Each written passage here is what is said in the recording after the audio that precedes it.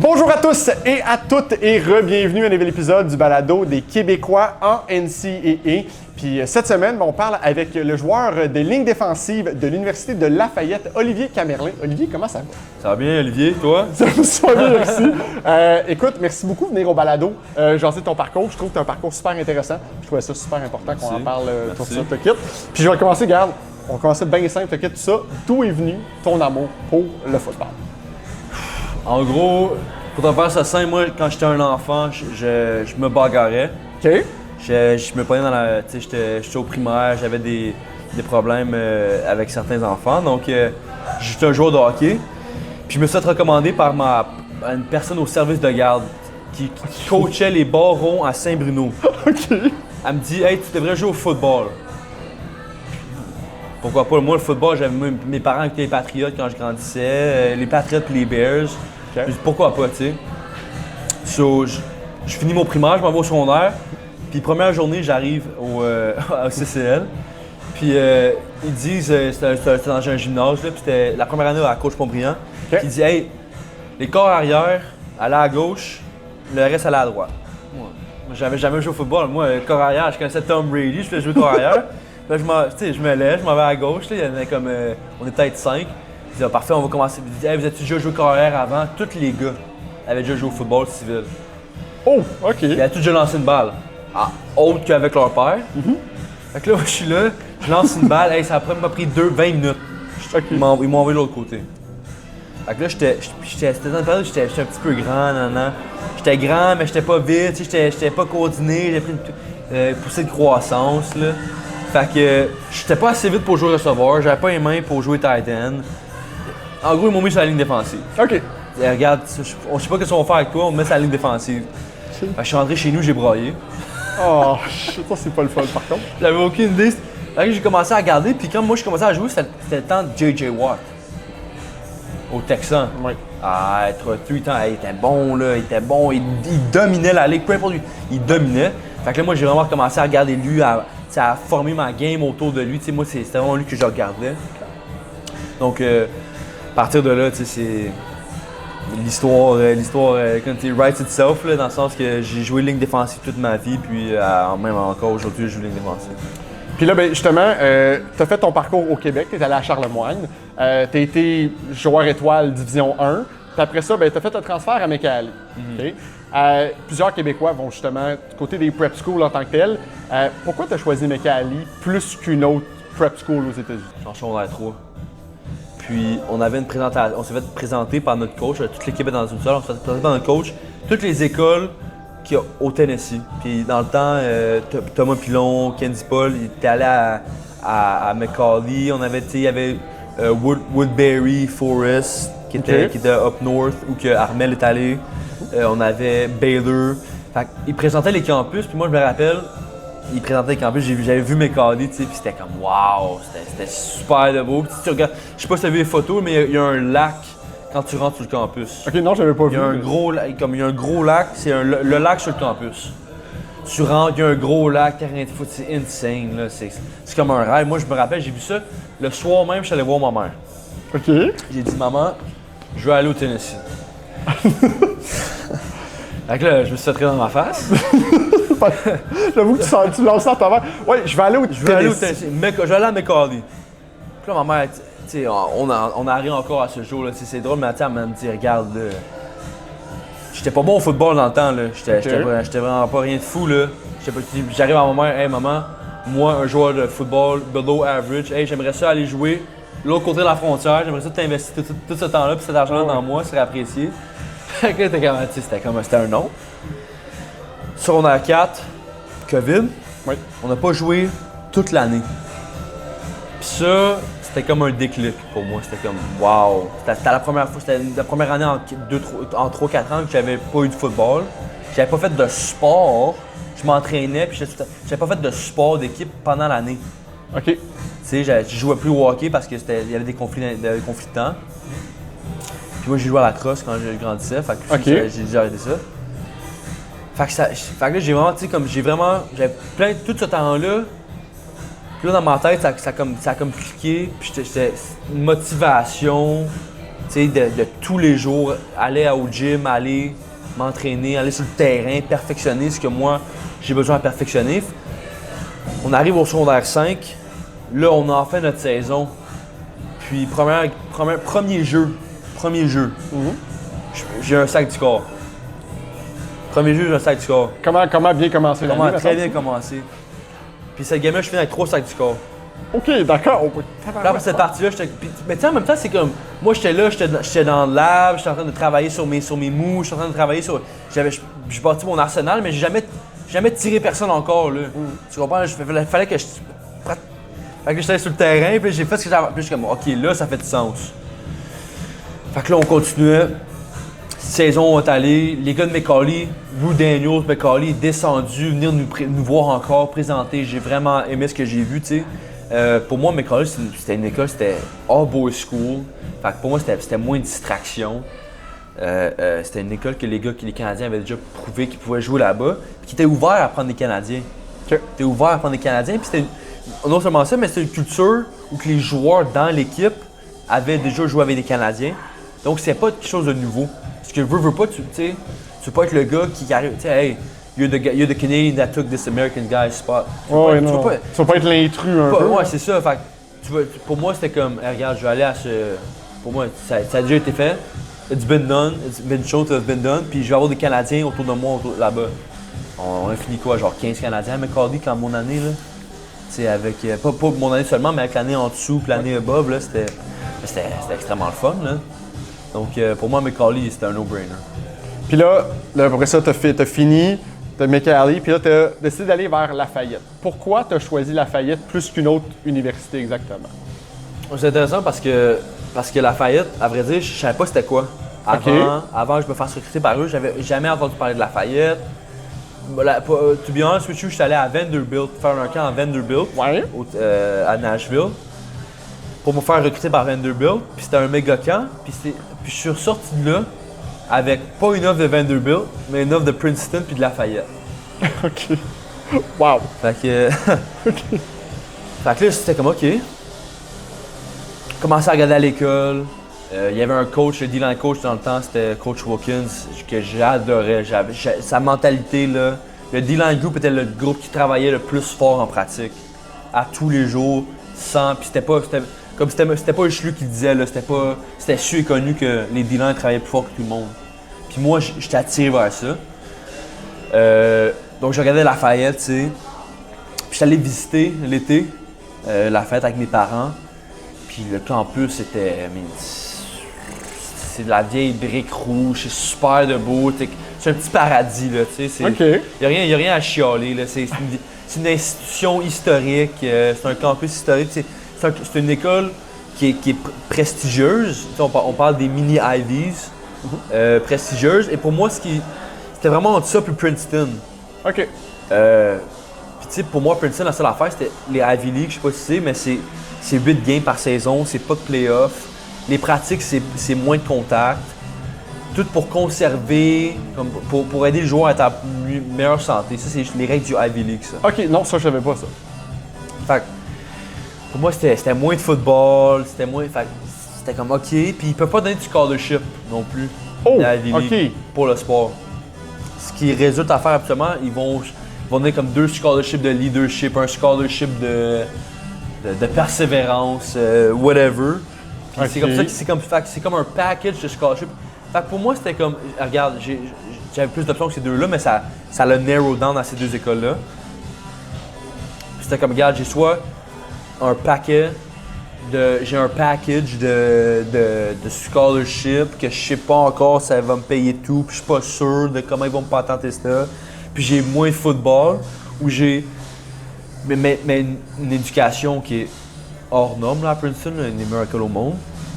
Ou je m'en vais à Lafayette, j'ai plus de football, je sais que j'ai un scholarship, j'ai pas besoin de stresser, je vais tout recevoir tout mon montant d'argent.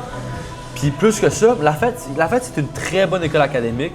Puis c'est une école qui est tu sais, toute le Patriot League, c'est des écoles qui sont très bonnes, tu sais, after football, after tout ça. T'es entouré de personnes, tu sais, des alumni, le Alumni Network à Lafayette est fou, là. OK. Donc tout ça, pour moi, C'était vraiment. Parce que pour moi, le football, oui, j'adore le football, puis j'adore le football. Je suis en amour avec le football. Je suis en amour avec le football. Mais c'était aussi d'aller chercher une éducation que je pouvais pas avoir au Canada. Une éducation c'est sûr que je voulais chercher. Une éducation qui était le plus élevée que je pouvais avoir, la meilleure éducation que je pouvais avoir. Comme ça, quand je ressors de là, non seulement j'ai une chance avec le football, mais j'ai une chance avec mon degré, mes études. Fait que c'est ça. Fait que pour toi, c'est ça. C'est vraiment. Les deux sont au même niveau parce que tu vois certains joueurs qui vont délaisser les études en tant que tel, mais pour toi, c'est autant important d'avoir autant le après parce que tu sais qu'après le football, il y a autre chose d'être seté pour la vie en tant que tel. Absolument. Absolument. Puis tu sais, la fête, c'est ça que ça l'offrait. Ça l'offrait c'était un ballon entre du bon football, une très très bonne école, que finalement, pour moi, ça a été une décision, un no-brainer. Là. Puis là, justement, tu as terminé ta première saison, tu as joué 3 matchs. Là, tu entames ta deuxième saison. Comment tu appréhendes justement cette deuxième saison-là exactement? C'est sûr que première saison, on veut jouer plus que 3 matchs. C'est la réalité. Non, mais c'est ça qui est vrai. Puis des fois, il faut performer dans les circonstances qu'on a. OK. Moi, je pense que dans les 3 matchs, j'ai eu un sac du corps et un strip fumble. T'sais. Donc, il faut que tu performes dans les opportunités que tu te fais donner.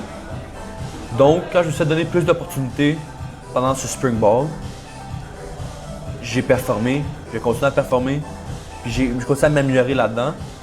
Puis ça fait en sorte que j'attaque cette saison-là avec beaucoup plus de confiance. Je suis confiant non seulement en moi-même, mais je suis confiant plus en mon équipe.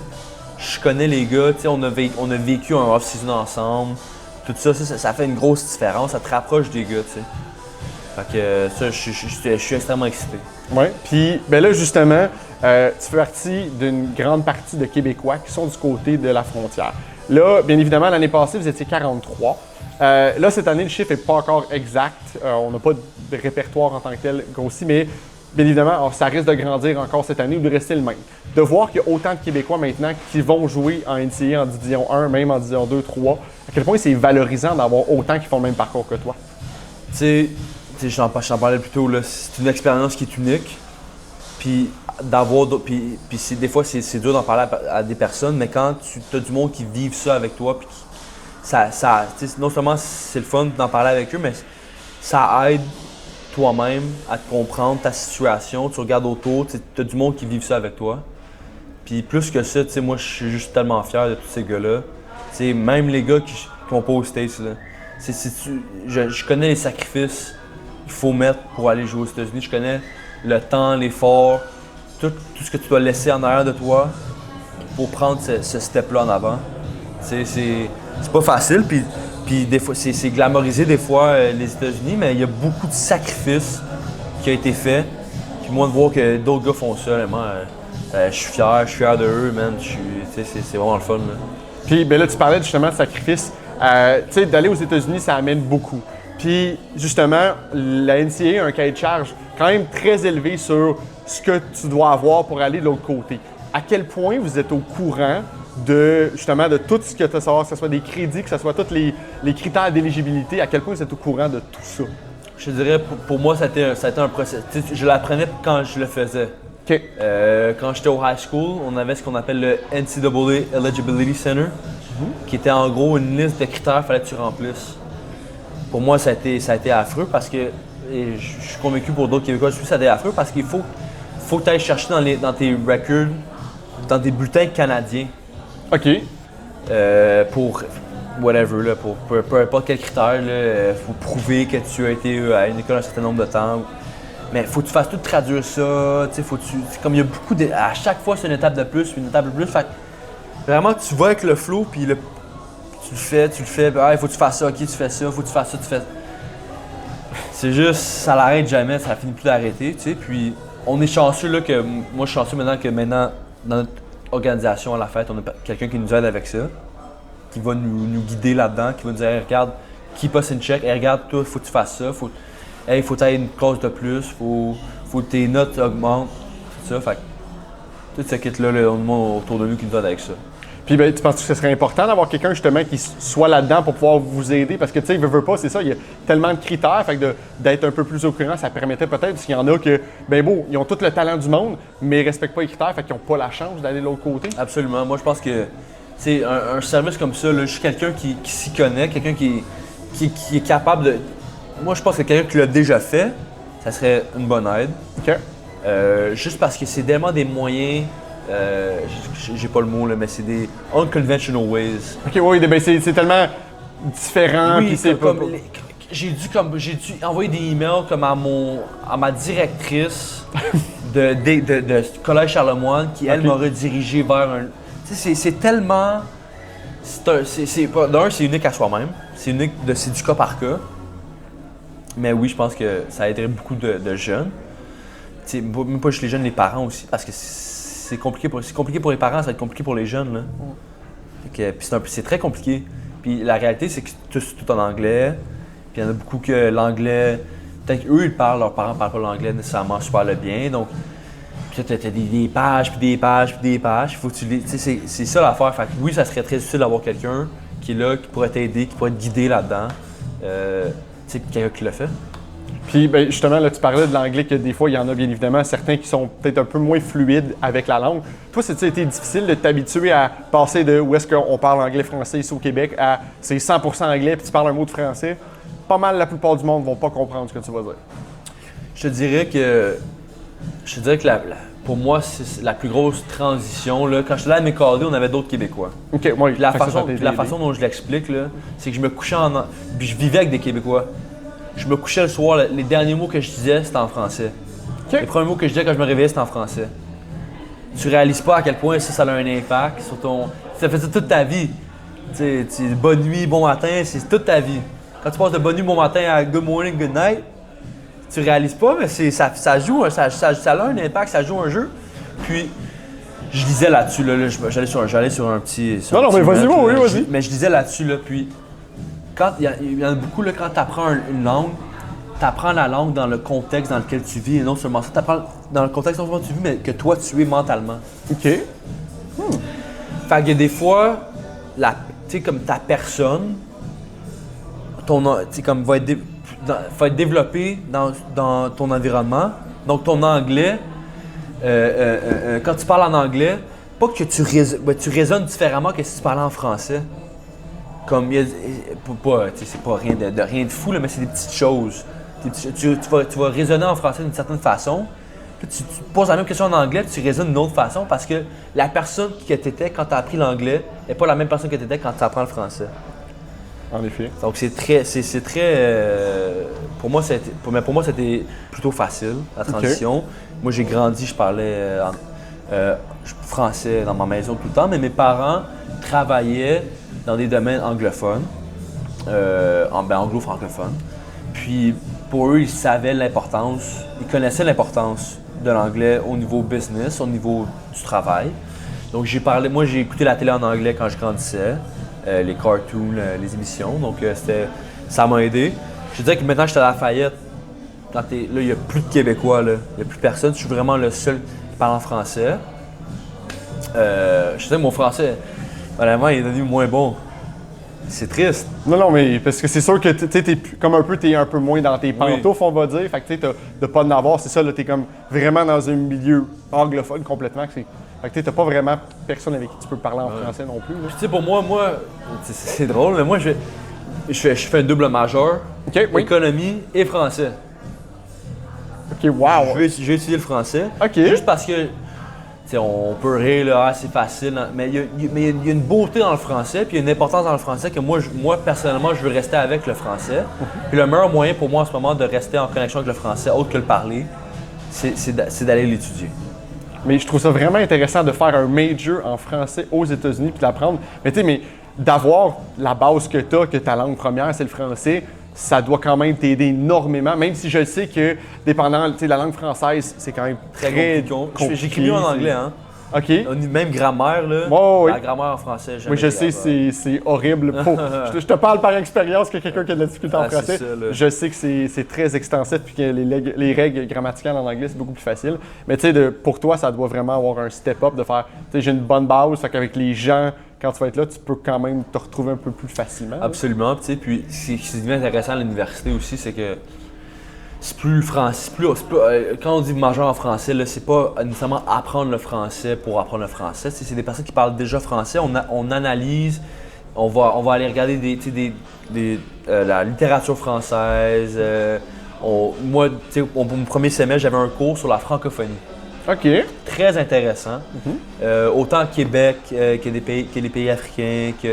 C'est très intéressant. Parler de la francophonie, l'impact de la francophonie, les liens tissés, les problèmes de la francophonie, les beautés de la francophonie, tout ça, c'est très intéressant.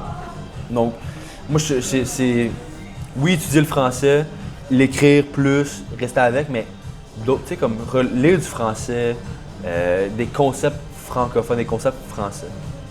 C'est vraiment ça, c'est quelque chose qui t'allume, puis de le comprendre un peu plus, c'est vraiment quelque chose que... Et de rester en connexion, pour moi, le français, c'est tellement important que c'est tellement une grosse partie de moi que de juste laisser, tu sais, comme de juste le parler, ça serait it would be disregarded. Ça serait... Oui, c'est juste de le laisser aller, côté, ça serait irrespectueux. Parce que t'as tellement grandi là-dedans, puis... C'est ça que tu disais tantôt, que d'avoir des Québécois, ça t'a beaucoup aidé. Mais là, d'être à Lafayette, l'immersion, d'aller directement aux États-Unis, déjà le faire le step, c'est beaucoup. Mais là, justement, tu te retrouves sans Québécois, c'est un petit peu plus difficile que quand c'était à Mekali ou c'est pas mal, je te dirais, autant difficile parce que tu es quand même très loin de chez toi? Je te dirais que c'est plus difficile. Je te dirais que, plus difficile, tout étant... relatif, tout étant relatif, là. Je travaille pas... Je ne fais pas des chiffres de 12 heures par jour, j'ai pas une famille à nourrir, là. J'ai un lieu où me coucher le soir, tout ça. Mais je te dirais que oui, relativement, c'est plus difficile. Encore une fois, se coucher, se lever en français, c'est une partie de toi, hein. C'est vraiment une partie de toi que si tu ne touches pas, que si tu n'acceptes pas cette partie de toi-là, on oublie. Et des fois, tu sais, comme moi, comme ma personne, là, quand je me parle à moi-même, là, je me prends des fois à parler en anglais, puis toute ma vie, je me suis parlé en français. Donc, c'est sûr que ça, des fois, il faut y retourner. Faut que tu prennes le temps de faire comme, attends, je vais reprendre mon français, mon français pour absolument. Être sûr de le faire. Puis là, justement, de voir que maintenant, là, t'en as plusieurs qui sont dans la NCAA, puis on a plusieurs maintenant qui ont fait la graduation jusque dans la NFL.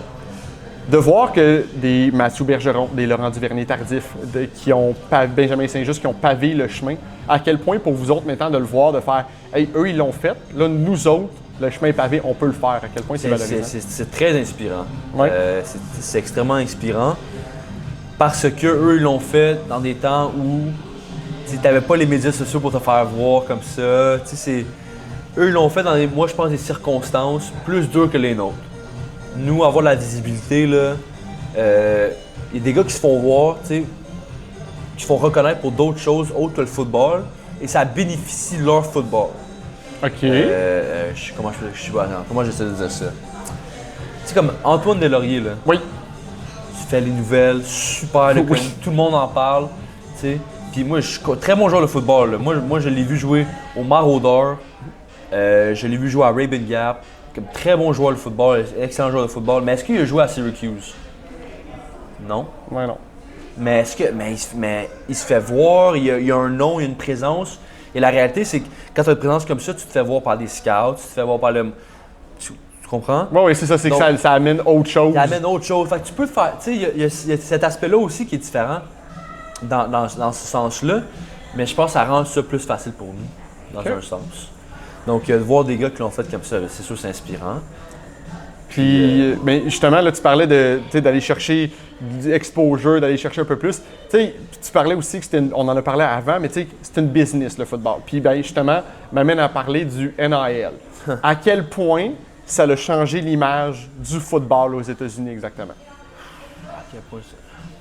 De un, je suis très content que les joueurs se font payer. Je veux mettre ça au clair.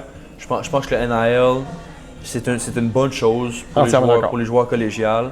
Je pense que les écoles profitent beaucoup des noms de ces joueurs-là. Ils profitent beaucoup au niveau des admissions. Comme on l'a vu avec Johnny Manziel, on parle de quoi, 43 millions de dollars en tuition de payer. C'est fou, là! C'est fou, là! Donc, je suis content qu'on soit l'argent.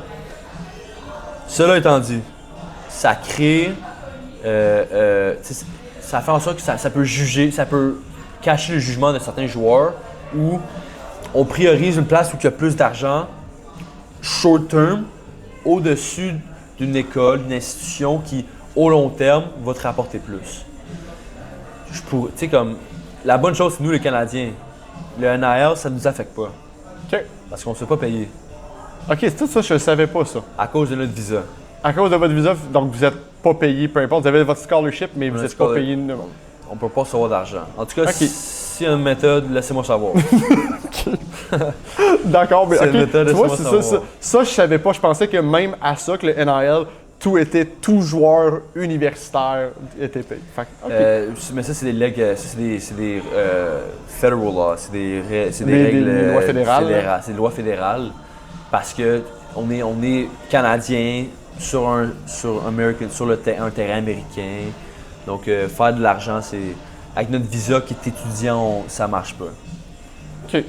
Puis j'aime faire l'exercice avec tout le monde. Puis je l'ai fait. Puis à date, j'ai eu pas la même réponse sur tout le monde que j'ai interviewé. OK. Puis je pense que je sais où est-ce que tu t'en vas avec ta réponse, mais je suis curieux quand même.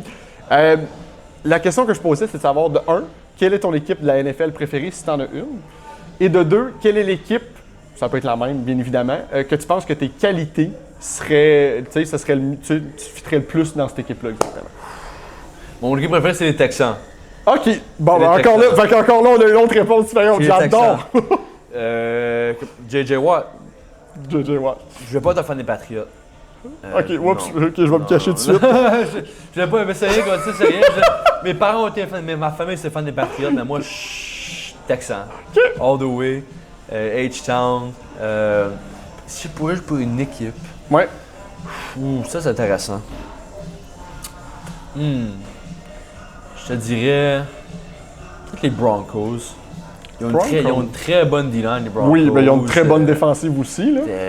Et j'aime ce qu'ils font, le niveau au coach, j'aime ce qu'il fait avec ses stunts, j'aime comment il roule sa D-line. Autant mes qualités, oui, il pourrait aller là-bas, mais je pense que moi, je suis attiré vers toutes ces plays. Il fait des stunts, c'est fou, là. Je vois ça sur Instagram, je vois du tape, là, des stunts, là, c'est jamais vu, là. Puis c'est vraiment. Puis moi, je pense que ça serait super le fun de jouer dans un système comme ça. De jouer pour Sean Payton aussi, qui est un des plus Absolument. grands coachs de l'histoire. Absolument. là. Puis qui laisse l'opportunité aux joueurs de ligne défensive de faire des jeux. C'est facile dans beaucoup de systèmes. Le joueur de ligne défensive, il est là, il punch, il reste son gap, puis le linebacker fait le jeu.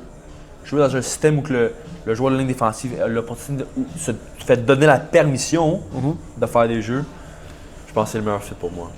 J'aime ça. Fait que écoute, j'aime j'ai vraiment des réponses différentes. Écoute, ça prouve beaucoup de choses. Puis là, tu as parlé justement de style de jeu que les Broncos faisaient que tu n'avais pas vu ailleurs.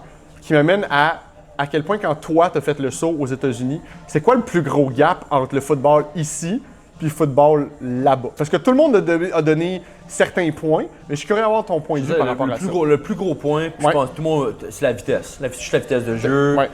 C'est.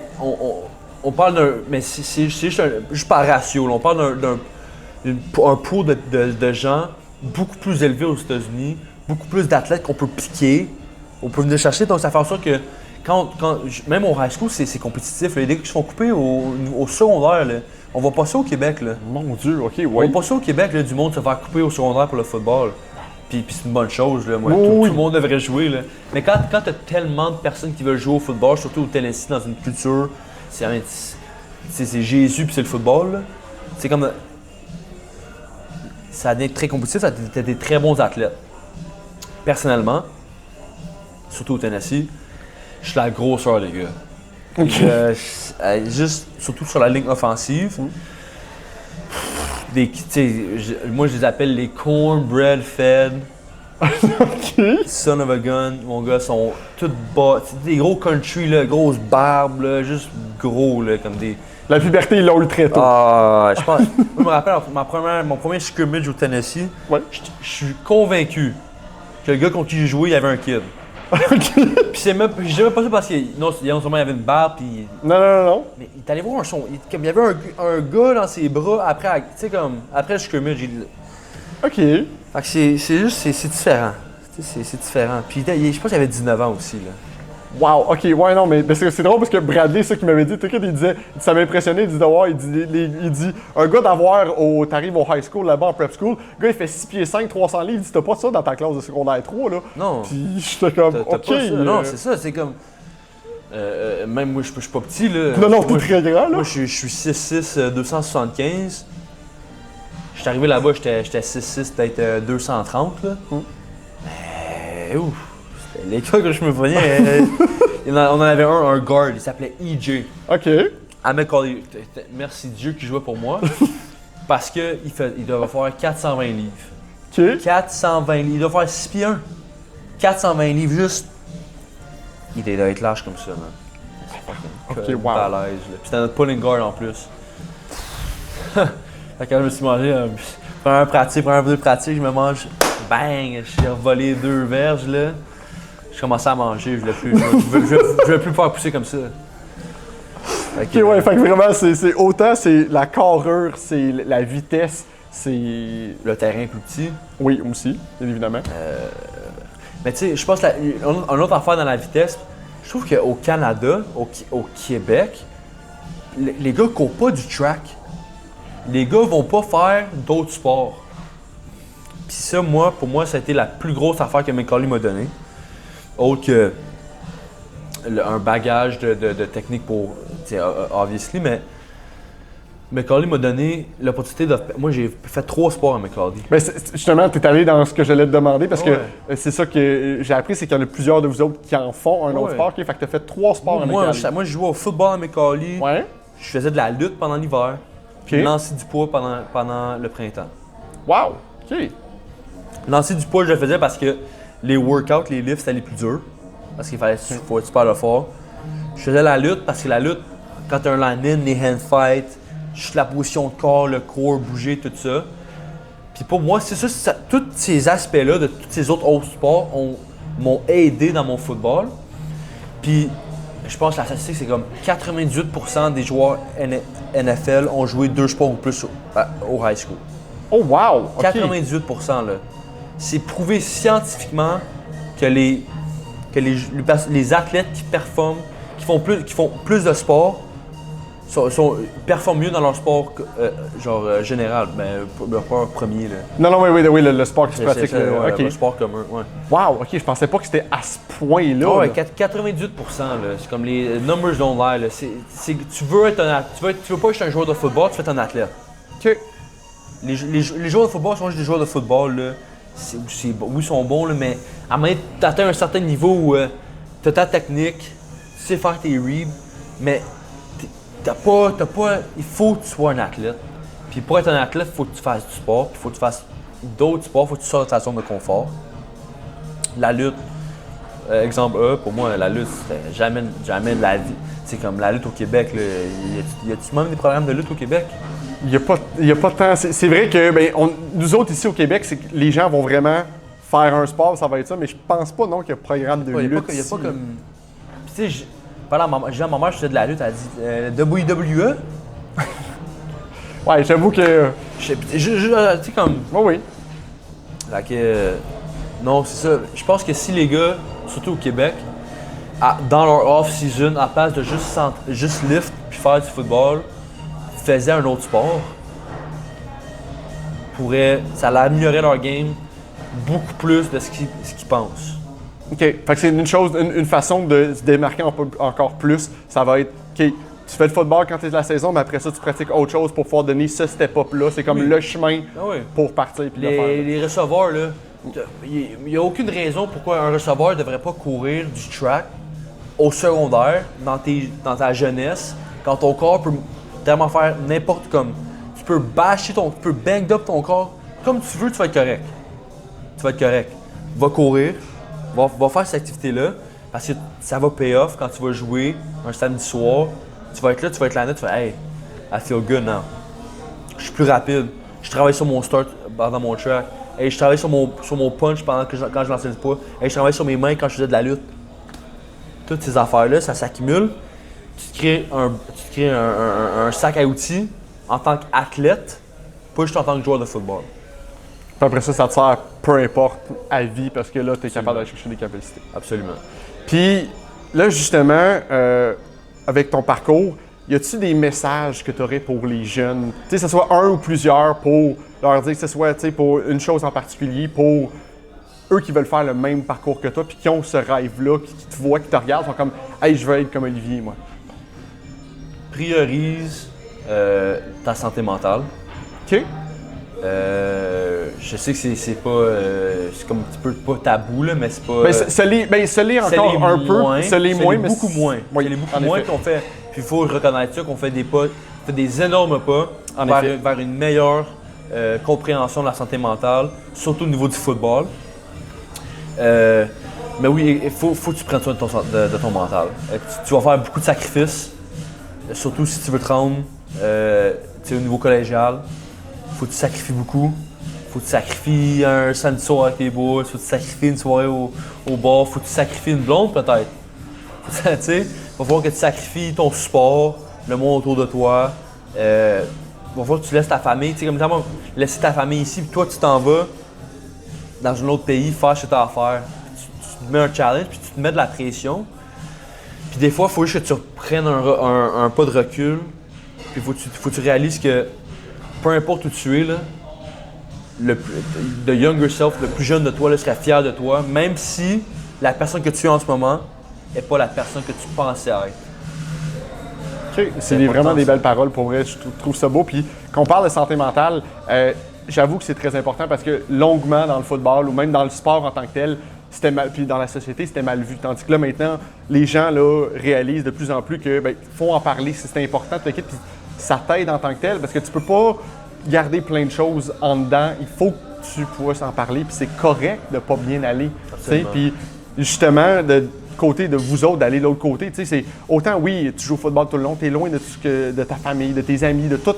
T'es laissé à toi-même. Fait que côté mental, des fois, c'est plus difficile. Tu dis, t'aimerais ça, hey, j'aimerais ça être avec mes parents puis manger genre, je sais pas, macaroni à ma mère, tranquille à la maison, tout ça. Poutine. On s'ennuie de la poutine quand on n'est pas au Québec. Pour vous, oui, ça, j'avoue. Absolument. Écoute, j'aime que tu te dis, on s'ennuie de la poutine en venant au Québec, mais j'avoue que c'est vrai, on a plusieurs choses, mais j'avoue que quand on revient, une bonne... Quand il fait froid, là, ouf. J'en ai besoin. Ça réchauffe de toutes les questions, tout ça. Absolument. J'adore. Ça serait quoi, toi, ton but dans les prochaines années? C'est quoi? Est-ce que c'est la NFL, c'est la CFL? C'est quoi exactement ton but, mettons, dans les prochaines années exactement? Moi, c'est sûr absolument que je veux me rendre avec le football le plus loin que je peux me rendre. Si c'est la NFL, c'est la NFL. Moi, c'est sûr, je vise la CFL. J'aimerais ça faire la CFL. Ça serait une expérience super le fun. Le retour au Canada. La CFL, pour moi, ça serait vraiment le fun, même la NFL. Mais autre que ça, c'est de graduer avec une éducation qui fait du sens. C'est de m'avoir dit hey, j'ai pris toutes les opportunités que je voulais prendre en dehors du football pendant que j'ai eu la chance. C'est de profiter du collège que je suis en ce moment en dehors du football. Okay. C'est parce que j'aime le football. Là. Je pouvais mettre une bague au doigt du football, je mettrais une bague. Là. Mais il faut diversifier ce qu'on est, ce qu'on fait. Puis l'université, c'est la meilleure place pour faire ça. Parce que tu es challengé par tellement de mindsets différents autour de toi qui te reposent, qui font en sorte que tu te reposes des questions, tu te questionnes toi-même, tu questionnes tes opinions, tes pensées. Faut que tu profites de ça pour bâtir qui tu es. OK. Mais j'aime ça. Puis c'est vrai que c'est important parce que veux pas, tu sais qu'il y a une vie après le football. Fait que c'est d'être capable d'être prêt et d'avoir que, si mettons que ça arrive pour certains joueurs, pour on le souhaite à personne, mais il y en a qui sont medically retired parce que il y a une blessure que ça les cache, mais que si jamais ça arrive, ben là, t'es seté, t'as quelque chose, t'as un degree, parce qu'il y en a plusieurs que avant c'était la manière de c'est football, puis on délaisse les études, puis tu finis tes études 15 ans, 20 ans plus tard. Mais là, le chemin a complètement changé. Absolument. Puis au-dessus de ça, c'est aussi se dire que c'est pas parce que tu penses à ces affaires-là que t'es pas all-in sur le football. Ouais. Il y a cette précondition. Ouais, c'est vrai, cette mauvaise... cette idée que si t'es pas... Si ce que tu penses, if you don't eat, breathe, sleep football, then t'es pas commit au football. Moi, je suis sur le terrain 2 heures par jour, je suis dans le gym, 1 heure, 2 heures par jour, comme Mais je fais quoi avec mes autres 20 heures de ma journée? J'en dors 8, mais à part de ça, je fais quoi? Je suis pas juste penser football? Non, il y a d'autres choses à faire. Il y a des cours, il y a des ci, il y a d'autres choses à faire, il y a d'autres choses à... Tu sais, il y a tellement d'opportunités. Puis surtout, quand tu t'en vas à l'université, tout est au bout de tes doigts, autour de toi. Le monde sont là pour t'aider. Le monde sont là pour toi. Il y a des clubs. Join des clubs. Va trouver qui tu es en dehors du terrain. Après ça va te permettre, après ça aussi, ben, tu vas pas autant plus t'épanouir dans le football, mais ça te permet que, tu sais, t'as pas... Parce que c'est ça que, quand j'ai parlé avec Dylan, lui qui disait qu'il n'est pas capable d'écouter une game de football parce qu'il pense juste football. Fait que, tu sais, ça te permet de te diversifier puis de juste comme genre, tu peux t'asseoir un moment, faire comme gars, je peux juste profiter puis j'ai pas l'impression de juste comme, OK, mon cerveau est genre, OK, là c'est ça que je vais essayer de faire prochain jeu aussi, tu sais, t'es juste comme...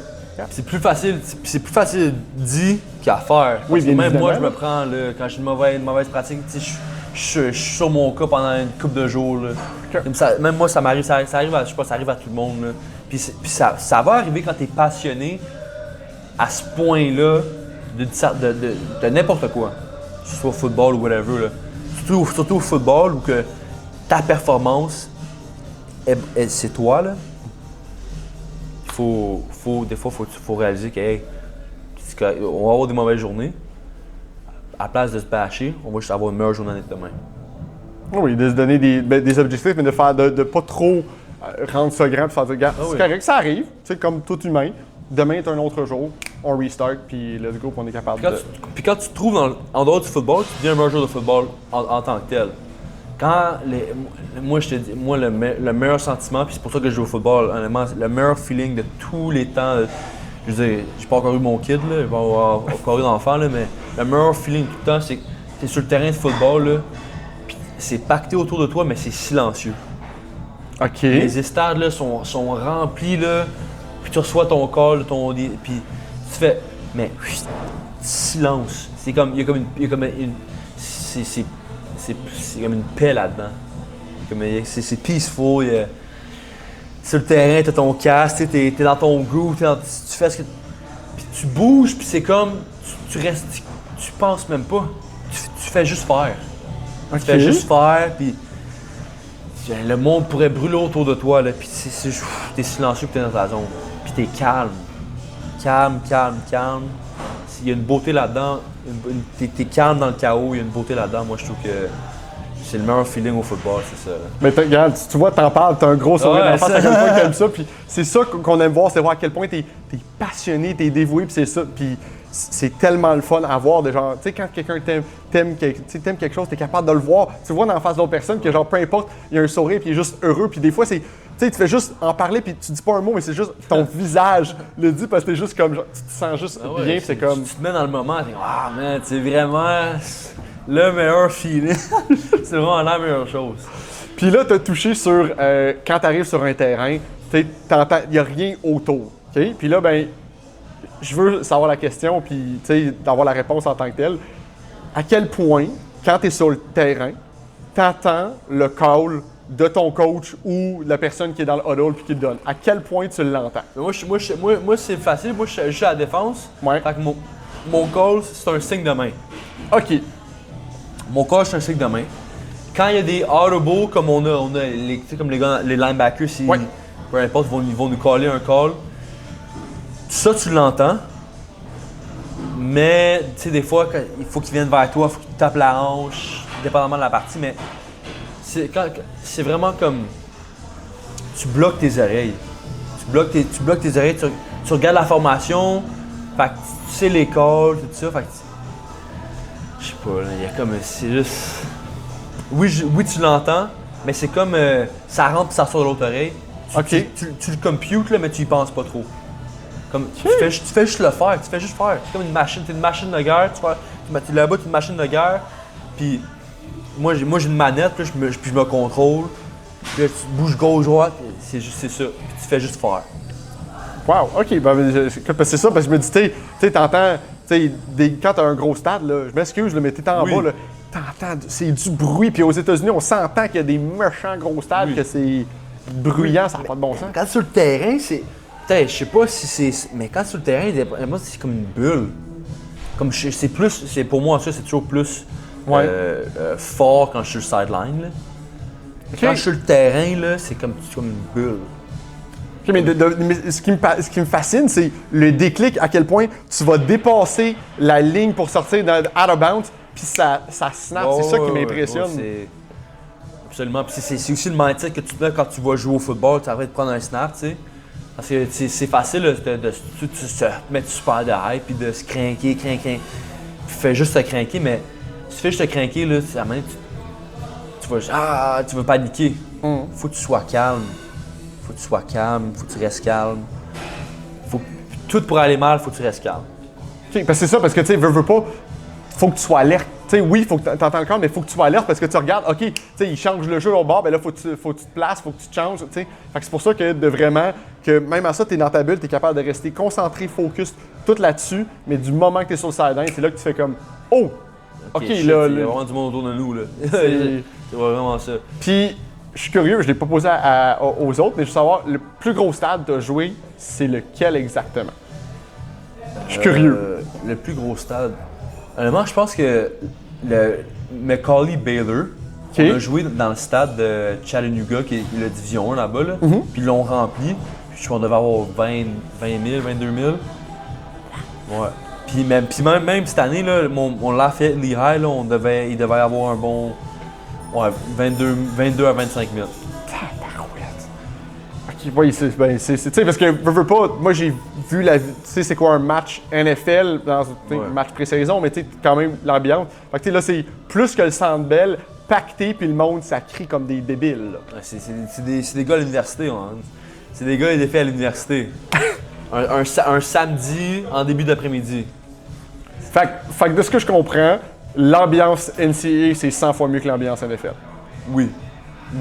En tant que joueur, mais je sais même en tant que partisan, moi, en général, je trouve que le college football, c'est le plus fun à écouter que la NFL.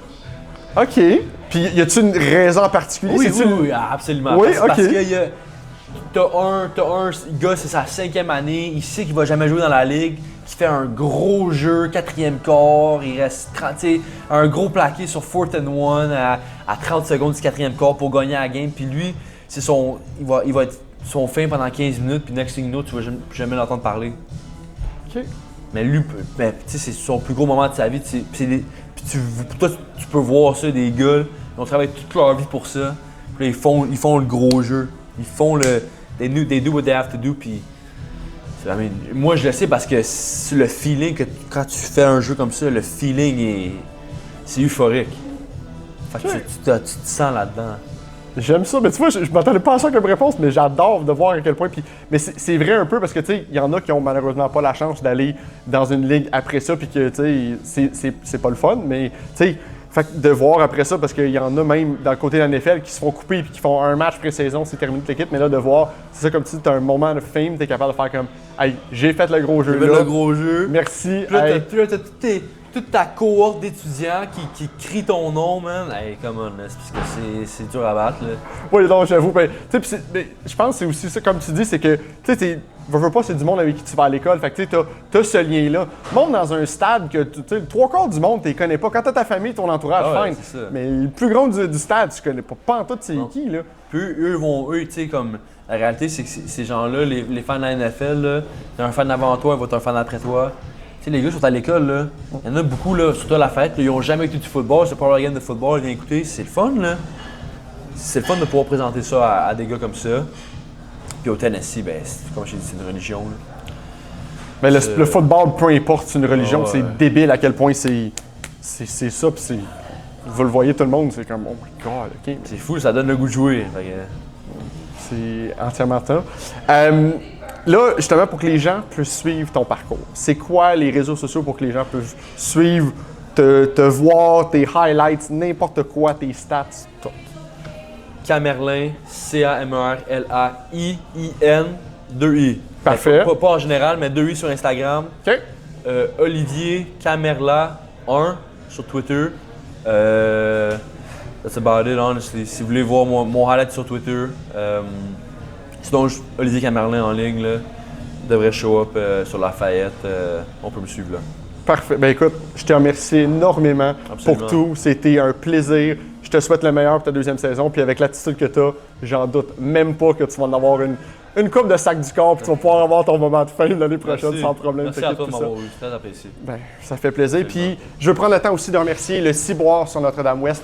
Si vous voulez le temps d'une bière, le temps d'aller venir chercher un bon repas à Montréal, un énorme merci à eux qui nous accueillent pour justement tourner le balado. Fait que si vous avez vraiment besoin de prendre un temps pour aller vous reposer puis prendre une bière, n'importe quoi, pour juste relaxer à Montréal, venez au Ciboire à Notre-Dame. Ramenez des bières à la maison après ça, peu importe. Fait qu'un énorme merci au Ciboire.